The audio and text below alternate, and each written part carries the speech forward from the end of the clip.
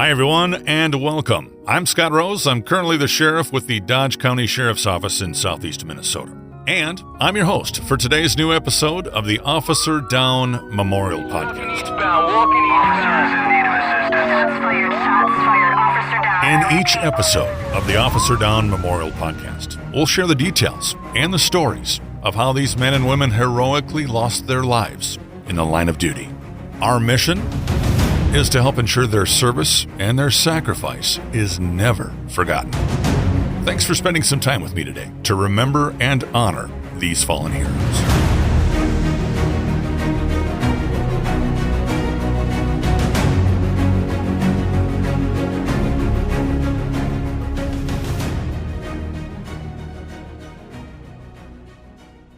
Blooming Prairie. A small, typical Midwestern farming community located in southeast Minnesota. The city was platted in 1868 and took the name of the surrounding Blooming Prairie Township. It was incorporated in 1874 and has a historic downtown listed on the National Register of Historic Places. One interesting historical note, Blooming Prairie was also a busy little town during Prohibition days. Several tunnels were dug under the businesses for the purpose of making and peddling moonshine.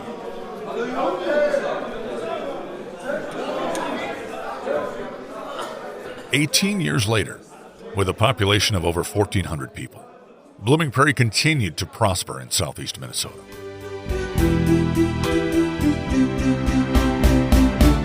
The average cost of a car that year was $1,500, and they were paying 19 cents a gallon for gas. Two-tone paint and turn signals if you bought a new car were still extra options you had to order. Many drivers were still using hand signals back then to tell other drivers which way they were turning. I Love Lucy was everyone's favorite on TV.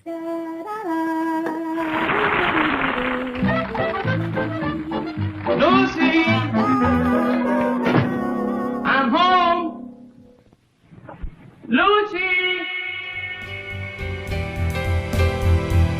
The year was 1951.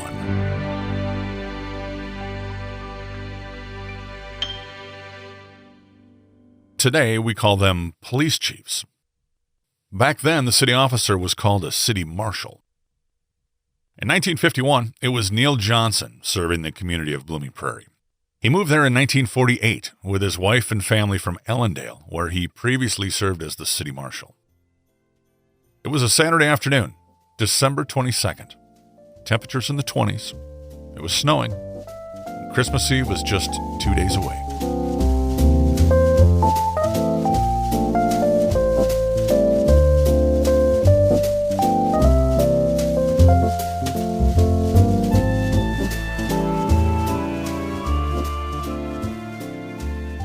"26-year-old Thomas Underwood. He'd been separated from his wife and was living in the second-floor apartment of the Ditlevson family home in the northwest part of town. The two of them had a 4-year-old daughter named Linda. The courts had ordered Thomas to stay away from his wife and daughter. Back then, the language in these court papers were a little bit different. This order indicated he was prohibited from molesting or visiting his wife and child.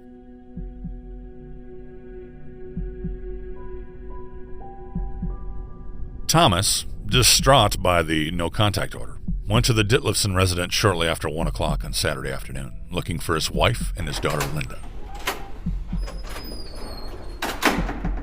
Thomas stormed into the house with a 9-shot automatic target pistol and demanded to see his family. Edward Ditlevson stopped him and tried to talk Thomas into putting down the gun. Edward promised Thomas that if he would just give him the gun, Edward would let Thomas use a downstairs room to meet his wife. While Edward was trying to negotiate with Thomas, Edward's 17-year-old daughter, Marion, called for the marshal.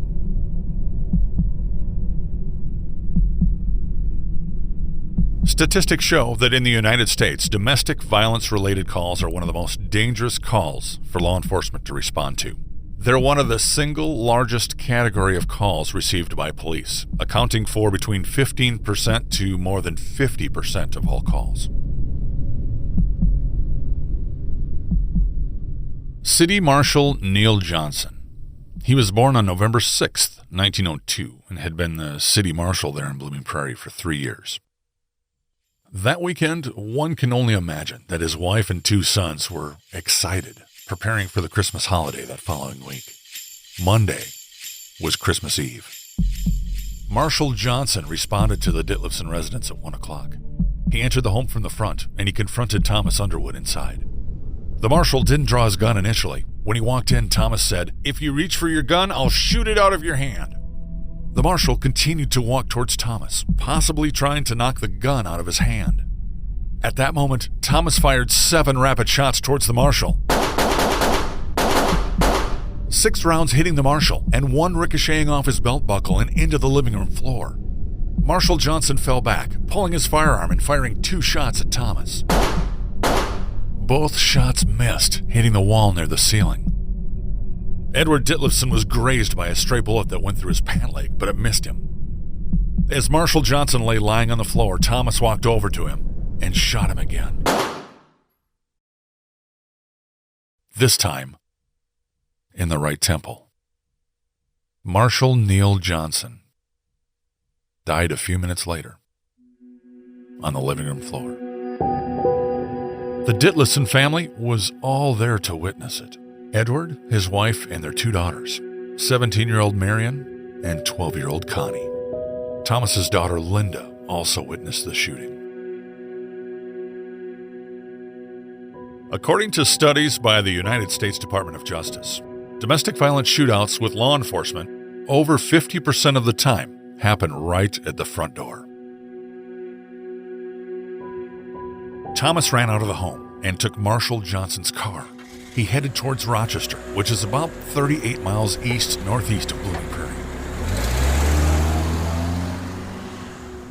Blooming Prairie is primarily in Steele County, with a small portion in Dodge County. The backup for Blooming Prairie would be the Steele County Sheriff's Office. Back then, the sheriff was Don Christensen. Interesting historical note with Sheriff Christensen. He was elected back in 1946, and 5 years after this incident, he died of a heart attack, and his wife, Mary, was appointed by the county to fill the remaining 2.5 years of his term.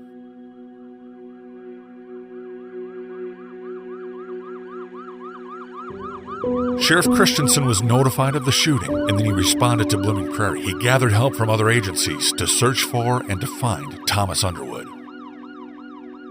Within an hour, Thomas was located, stopped, and arrested without incident at Highway 63 and Highway 14 just south of Rochester. Officers at the scene found the gun Thomas used to shoot Marshal Johnson. It was in the glove box.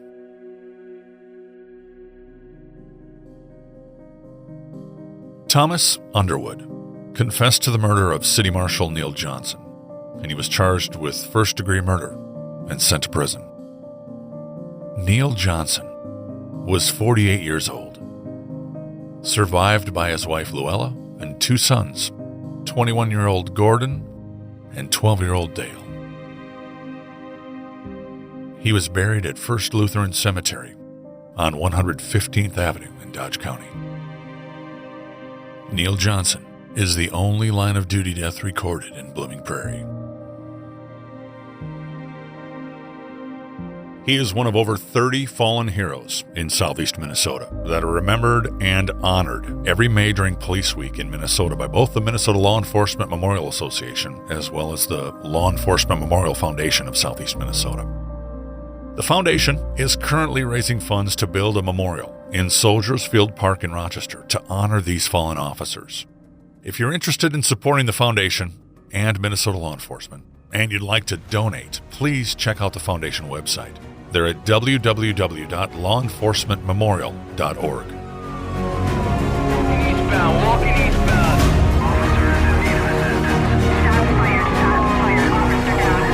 Thank you for spending the time to listen, learn about, and honor the memory of this fallen hero. Make sure you take the time to thank your local law enforcement for their service and for their sacrifice. Don't forget to thank their families too. They give up so much for our safety as well. It's up to us to help ensure the sacrifices made by these fallen heroes and by their families are never forgotten. Please share this podcast with your family and friends. Let's show these law enforcement officers and families our support. Until next time, this is the Officer Down Memorial Podcast. I'm Scott Rose. Thanks for listening.